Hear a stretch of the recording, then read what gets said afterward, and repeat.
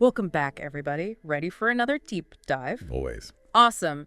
Today, we're taking a trip back to the very beginning, cracking open Genesis, chapter 5 to be exact. Oh, the generations right after Adam. You got it. Yeah. It's basically a family tree, But with a twist, these aren't your average lifespans. Right, we're talking centuries here. Centuries. Like, Okay. it's almost impossible to wrap your head around, right? Yeah, imagine the kind of society that would develop when people are living for 900 years or more.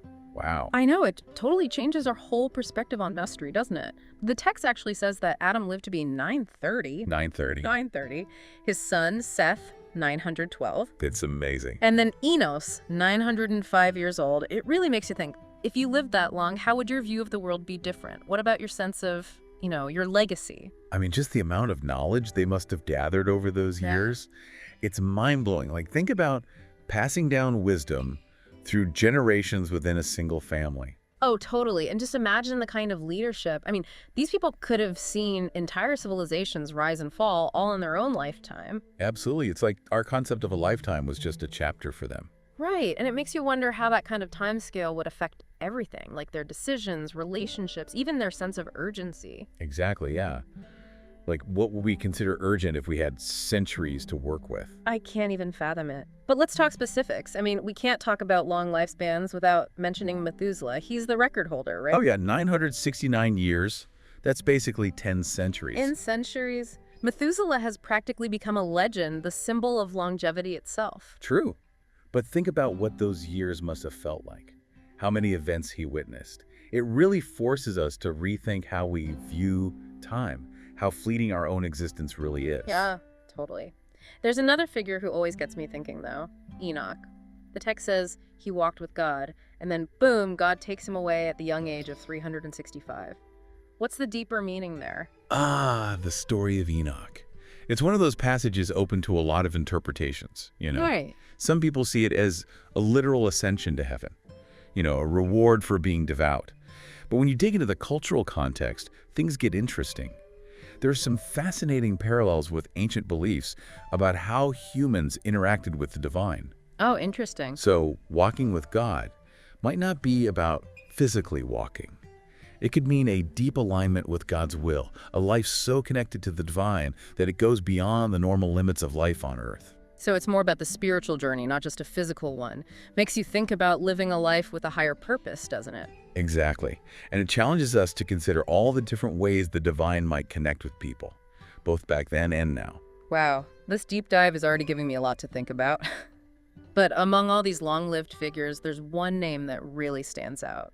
Noah. Oh, absolutely. This whole genealogy leads up to Noah, and we know he plays a huge role in Genesis. Remember what his father, Lamech, said when he named him. This one will bring us relief from our work and the painful toil of our hands, because of the ground the Lord has cursed. That's such a powerful quote. It's like Noah's name itself carries this sense of hope and redemption. Exactly. It's like the author is saying, pay attention to this guy. He's going to change the world. Totally. It makes it clear this whole family tree isn't just some dry list of names and ages. It's setting the stage for something huge, a major turning point in human history. Right on. As we keep going with Genesis, we'll see how each of these people with their crazy long lifespans contribute to the bigger story, leading us right towards those events that change everything.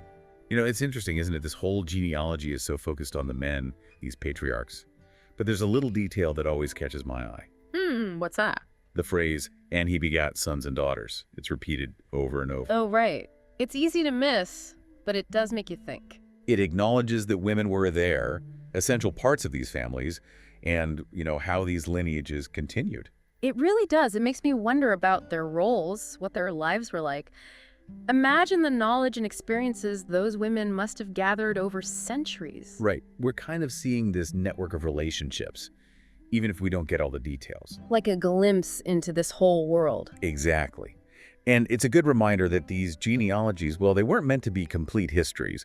They had specific purposes, often focusing on inheritance and who came from whom. So we have to read between the lines a bit, think about the historical context. Absolutely. And that's where it gets really exciting, I think.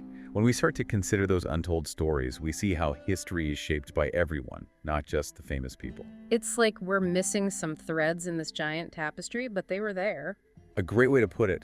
It reminds us that even these ancient texts, we're not just dealing with old stories, but real people, families, communities, just as complex as ours are today. Oh, yeah, and full of mysteries. We've talked about those incredible lifespans, the story of Enoch, and of course, everything leading up to Noah and the flood. But I have to admit, those lifespans, it's hard for me to grasp even now. It does require a shift in perspective, doesn't it? Yeah. We have to remember, these lifespans can be understood in different ways. Literally, yes, but also symbolically. What do you mean? Well, what if those ages represent more than just how many years they lived? What if they symbolize something deeper? Ooh, like metaphors. Exactly. Perhaps it's about the depth of their knowledge or wisdom, or maybe it reflects the lasting impact they had on their families, on the world. Like their influence stretching across centuries. It really makes you wonder, how do we measure legacy today? With shorter lives, information flying around so fast, what does it mean to have a lasting impact now? What kind of mark do we want to leave behind? Wow, those are some big questions. This deep dive has already given me a new way to think about time and legacy. That's the power of these texts. They make us think differently, question our assumptions, and realize that some things connect us across time and cultures. Plus, let's be honest, they're just really good stories, full of drama, mystery, those larger-than-life figures. Oh, I agree. They capture the imagination and pull us into this world that's both familiar and so different from our own. And speaking of familiar, we can't forget that this whole genealogy points us directly to Noah. He's about to become the main character, right? That's right. And with Noah comes the flood, a story that has fascinated and challenged people for ages.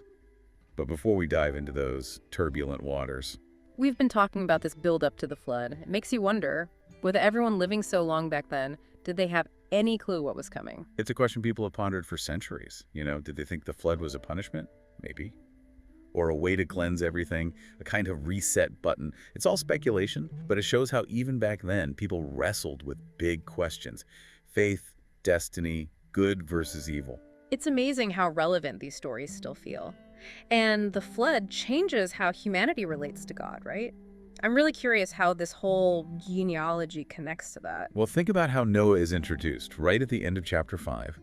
His name is linked to this idea of hope, of comfort.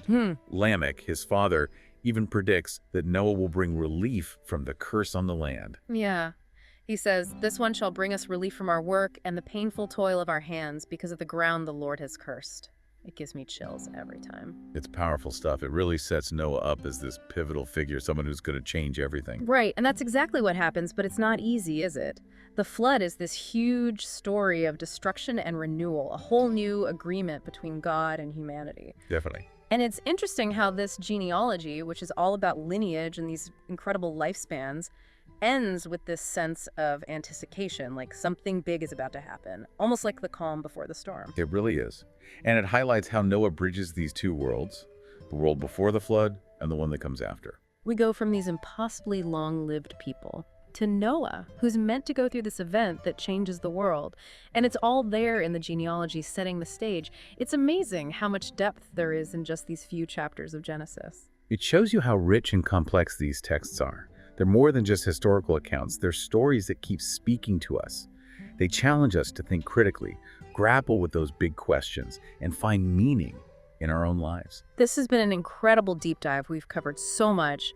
Those long lifespans, the meaning of names, how women played a part, and it all leads up to Noah and the flood. And for our listeners who want to learn more about Noah and the flood, I highly recommend you keep reading.